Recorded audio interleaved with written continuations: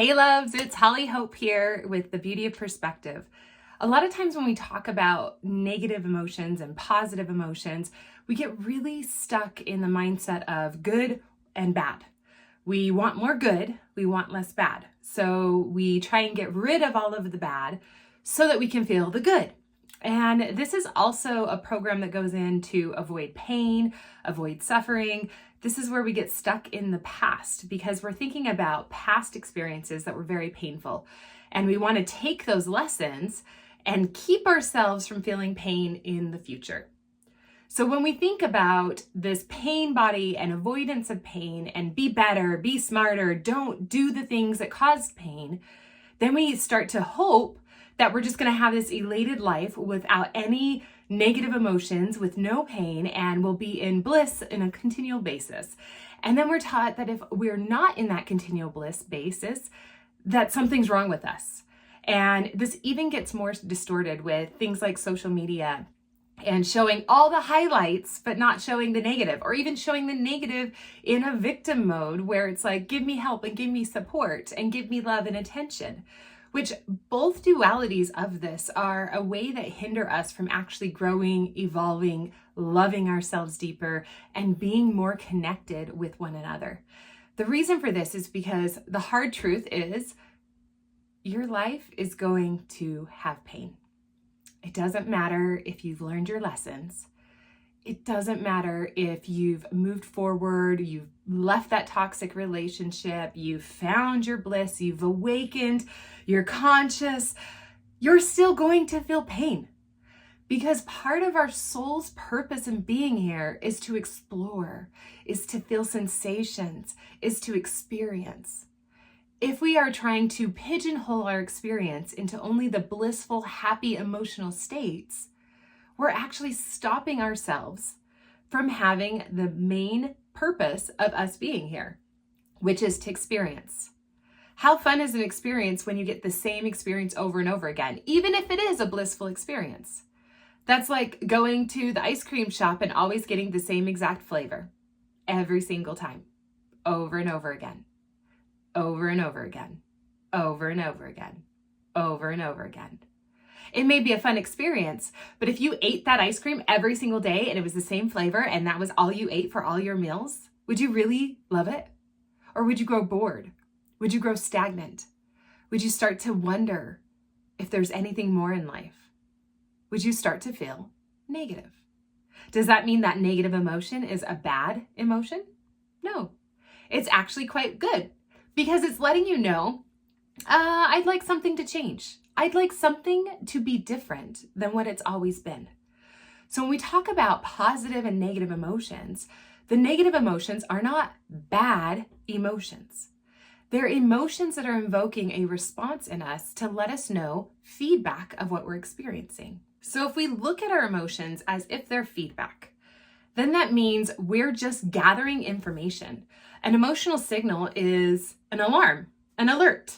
You know, when our phone dings that we have a voice message or a text message, we don't go, oh no, I must be negative because I'm getting messages. No, we go, oh, somebody is communicating something to me. It's the same way with our emotional response. Something is being communicated to us. So what exactly is being communicated?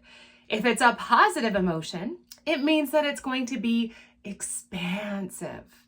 It means that it's going to make our essence and ourselves feel as if it draws outward. So positive emotions tend to make us feel more social. They tend to make us feel more vocal. We feel safe and we're excited. And so we want everyone to know what we're excited about because it's such a blissful, outward, positive feeling. Again, if we're looking at it like a battery, the battery has a positive charge and a negative charge. One is going outward, one is going inward. You put two positives, they repel. Why? Because they're both blasting out. You put two negatives, they draw away. Why? Because the energy is going within. So it's the same way with our emotional state.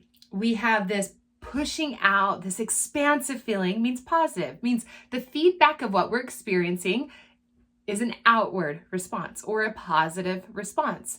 oh, I saw this beautiful butterfly and it's the most gorgeous butterfly and it came when I was having this thought and connected to spirit. I want everyone to know.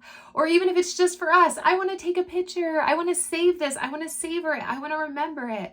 Oh, I have this new love and it feels so euphoric to be in this bliss. I want everyone to know from the rooftops that I love this person.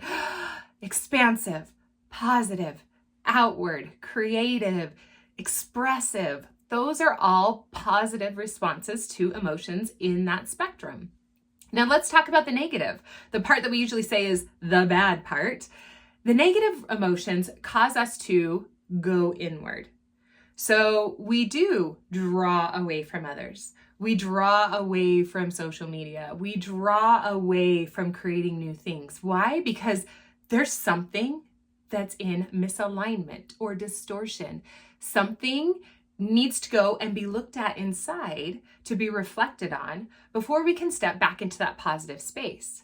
So if we're to take our negative sensations and not honor them, and instead of going inward and diving into that plunge, we expand it out, then we're actually expanding out a distortion of energy and frequency, which feels heavy. It feels slower vibration. Why? Because we're being drawn inward. Slow, go in to one focus, one place versus expansive and spinning and expressing. Another way to look at this is the way atoms actually work in our atmosphere. When an atom is heated, it will start to move more rapidly. The more rapid it moves, the more it pulls in other atoms, and they all spin and dance together. They go higher in geographical sense away from gravity because they're moving with such momentum that other things can't impose a force upon it. However, when the atom is moving slowly, when it's a singular atom by itself, it's going to tend to slow, to be more seen, to be more dense, to be more felt. As we have these frequencies that are going in the slow motion, it's a slowing that is necessary to be able to see what's there. You're allowing it to be so dense and potent and slow that you can't miss what's going on. So that's where it's okay to withdraw into that negative space for a moment, because it allows you in that negative space where there is no creative energy, where it is the shadow, it is absent of all that you want to experience and create, so that you can see what is not part of that creation that you are wanting. And as you look at that, you're going to notice that there are negative perspectives within there. We call these negative perspectives because they are deep within ourselves. They are the part of us that resonates from our viewpoint.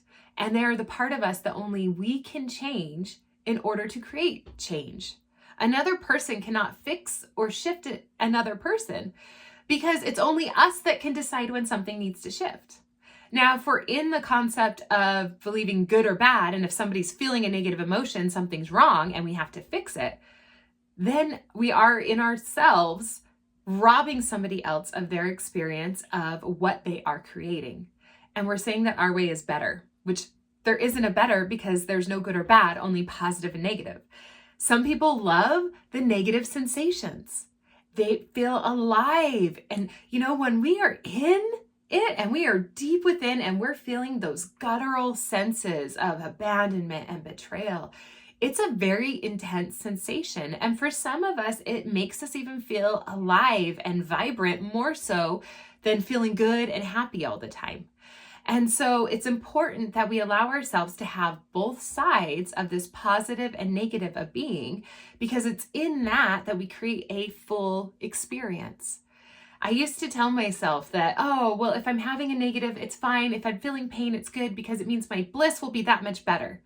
And even though phrases like that have been well overused, there is truth to that, because it's what allows the movement to have the joy to continue to circulate. And then the negative to pull in, assess ourselves, reflect on who we are, reflect on our values and our decisions and what we're creating, and to get that feedback. And then we can expand it back out. So as we look at these negative perspectives, we're looking at the negative emotions that are calling something to change. We're going within rather than blasting it out. When we blast it out, that's when we're in the space of toxic relationships, in the space of gaslighting and influencing others, because we're taking all of our unhealed things and we're putting it on other people to sort through, decipher, tell us what to feel it for us so we can see what it looks like. And that causes a lot of chaos and confusion. So it's okay to label things as positive or negative in order to understand the clarity it offers, rather than adding to more chaos or even judgment by saying if you're feeling negative one day that you're bad or you're not on the path anymore, because none of that is actually incorrect in this duality of existing as a human, having an expressive experience and receiving feedback. So as we have some negative feedback or negative emotions, we can start to assess, what is it that needs to change? Is it ourselves? Is it our environment? Is it the people in our environment? Are we not asking for a boundary that needs to be enforced? And if it's ourselves, sometimes the ourself part is really just a snack and a nap. Maybe sit by a tree and remember that you can slow and be like the tree, and you don't have to be anything other than what you are. Sometimes it's a matter of mindset, a matter of rest and nourishment. And so that's always the first thing I start with. When I feel a negative emotion, I'm going to dive into, okay, what's going on with me? Does my body need something? Oh, yep. We're a little hangry right now, Holly. We need to go take care of us. And so what do? We withdraw, we go in, we nourish and get food. We go into bed and we sleep. We have alone time so that we can care for ourselves and go into that negative space. And in that negative space is where those answers will come. Now, say you don't know what to change. Well, the beautiful thing is if you change anything, the emotion will move because the feedback has been offered, received, and then action happened. So that feedback will go away. Now, if it wasn't the right thing to change, guess what? More feedback will come. And here's this emotion again. Okay, you know what? I really don't like feeling guilt. So let me look at why I'm feeling the guilt. Well, I thought it was because I was just tired and hungry and felt guilty for not taking care of myself. But now it's back. So is there something in my environment that needs to change? Oh, you know what? I got this pile of laundry on my bed that's been sitting there for a week. I'm going to go fold it. Oh, and the emotion goes away. And sometimes it's that little indicator, and it doesn't have to be a big gut-wrenching, life-altering change. Sometimes it's just these tiny little fragments that are letting us know, hey, actually you love when your laundry's folded. You've just been sidetracked and distracted. So why don't you just do that right now? And then you can go back to your bliss. Doesn't mean I'm not going to feel guilty over my laundry again. Doesn't mean I'm not probably going to do it the next time I do laundry. But it means that I'm able to put myself back into that positive state and then go, oh, actually, I feel really free right now. I really like coming into a room that's in order and not having chaos. This feels really good. Thanks, positive feedback. We like things clean.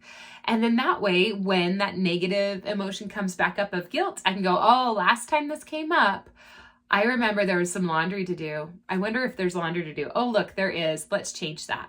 And then we have even less of an emotional eruption each time because we're learning the skill of noticing what worked last time.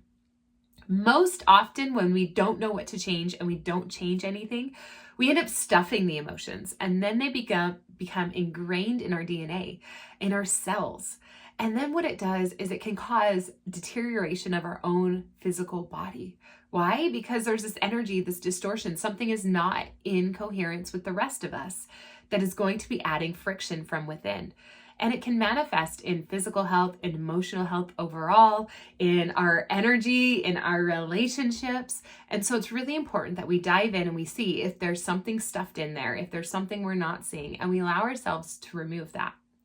Now, if you feel like you're stuck in this loop and you don't know how to shift it, you don't know how to maneuver it yourself, you're welcome to reach out to me, or you can visit my website where we have a whole list of practitioners that are able to utilize their integrative healing arts gifts and tune in and help you to identify what exact negative emotions are in play and how to release them from your body. The website is thebeautyperspective.com. Thank you for letting me share a little bit of these negative perspectives of the positive emotions we bring and how to navigate through them. Love you all.